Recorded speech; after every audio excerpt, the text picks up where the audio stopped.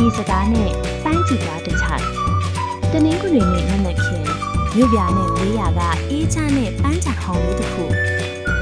လူတစ်ယောက်ကိုတေချာစိုက်ကြည့်ဖို့ဆိုတာပန်းကြည့်ဆွဲတဲ့အခါမှာအခက်ခဲဆုံးပဲလို့ကျွန်တော်ထင်ခဲ့တယ်။ဒါပေမဲ့အေဂရီကိုစိုက်ကြည့်နေရတဲ့အချိန်တွေမှာတော့ကျွန်တော်ရဲ့စုပ်ချက်တွေကအလို့အလျောင်းတက်ဝင်လှုပ်ရှားလာခဲ့တယ်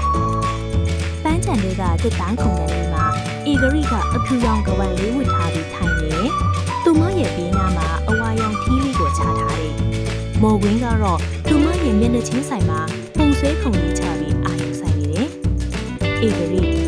မြင်မနေနိုင်ပဲလှုပ်စီလှုပ်ဆိုင်နေ။မော်ကွင်းပြီးတော့မှလားငါမျက်လုံးတောင်မခတ်ရဲတော့ဘူး။ညောင်းလာပြီ။မော်ကွင်းပြုံးရင်းဖြောက်တယ်။ခဏလေးပဲစောင့်ပါဦးအေဂရီရဲ့မျက်လုံးလေးတွေကိုအခုလိုပဲကြည့်ပေးထားအောင်။မော်ကွင်းကစုပ်တိုင်ကိုအသာရကွင်းပြီးအေဂရီရဲ့မျက်လုံးထဲကအယောင်တွေကိုပန်းကြည့်ကားပေါ်ချရည်နေလေ။တိတ်ဆိတ်နေတဲ့ပန်းချံထဲမှာငှက်တန်လေးတွေနဲ့စုပ်တိုင်ချစ်တန်လေးတွေပဲကြားနေရတယ်။အေဂရီအတန်တူတူလေးနဲ့မော်ကွင်းနင်ကြောင်းပြီးတော့ဘာဆက်လုပ်ပါလဲ။ပန်းချီကြောင်းတက်မှာလား။မော်ကွင်းခဏနားလိုက်ပြီးသူမကိုကြည့်တယ်။နာကတော့ပန်းချီပဲဆွဲချင်တာ။ဒါပေမဲ့မိဘတွေကတော့တခြားဘာသာတွေလက်တွေတင်စီချင်ကြတယ်။နင်ရောအေဂရီ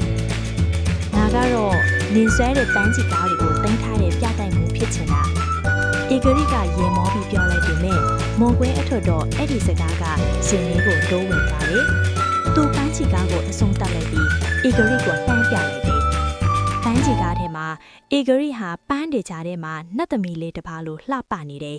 ။အေဂရီကပန်းချီကားကိုကြည့်ပြီးမျက်လုံးလေးတွေဝိုင်းသွားတယ်။သူမကပန်းချီကားကိုအသားရထိတွေ့ကြည့်ရင်မော်ကွင်းကိုမောက်ကြည့်လိုက်တယ်။သူတို့နှစ်ယောက်ရဲ့အကြည့်ကြီးကပန်းချံတွေကလီညင်းနေလို့ပဲနူးညံ့နေခဲ့တယ်။အေဂရီ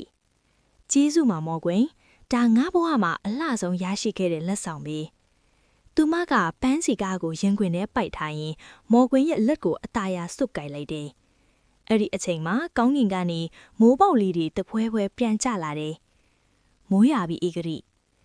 ဂရီထီးဝါလေးကိုဖြန့်လိုက်တယ်။ရွာပါစေဒီတခါတော့ငါတို့နှစ်ယောက်လုံးထီးအတူတူစောင်းရအောင်လေ။ထီးဝါလေးအောင်မှာသူတို့နှစ်ယောက်အတူတူရင်ရက်ပြီးမိုးဆက်လေးတွေကိုငေးကြည့်နေကြတယ်။ကျောင်းသားဘဝရဲ့ရိုးရွှင်းတဲ့အချစ်ဟာဒီမိုးဆက်လေးတွေလိုပဲအေးမြကြည့်လို့နေခဲ့ပါတယ်။ဂတိစကားပန်းချီကတစ်ချက်ပြီးတော့ထီးအဝါရောင်လေးတစ်ခုကျွန်တော်တို့ရဲ့ဇာလန်လေးကအခုမှတကယ်စတာမှာ